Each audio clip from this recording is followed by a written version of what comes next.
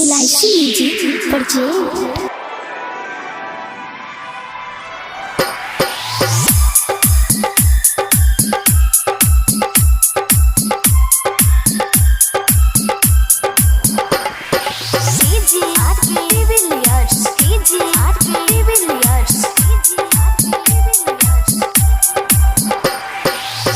हमरा छतिया के खुनवा से मेहंदी रचई हो, मेहंदी रचई हो।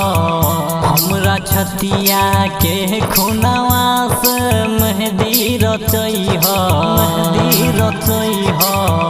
जइबू जहिया रानी तू मिले हो, हमरा छतिया के खुनवा से मेहंदी रचई हो। जइबू जहिया रानी तू मिले हो, हमरा छतिया के खुनवा से मेहंदी रचई हो।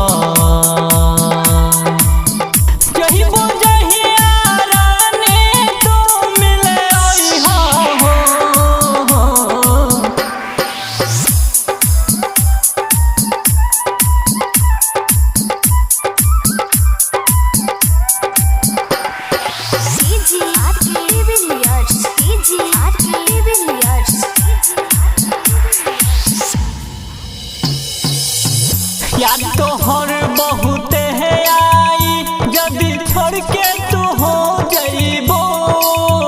याद तोहर बहुत है आई जदी छोड़ के तू हो जइबो। सच कहता नहीं गे रानी हमरा नहीं तू पइबो। हमरा छतिया के खुनवा से मेहंदी रचई हो। हमरा छतिया के खुनवा से मेहंदी रचई हो, मेहंदी रचई हो।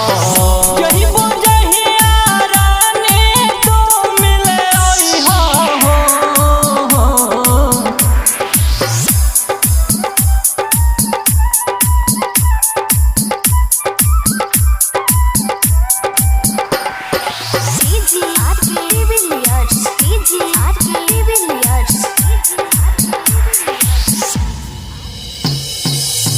दिल में तोहरा रखले बानी जैसे चांद गगन में। दिल में तोहके रखले बानी जैसे चांद गगन में।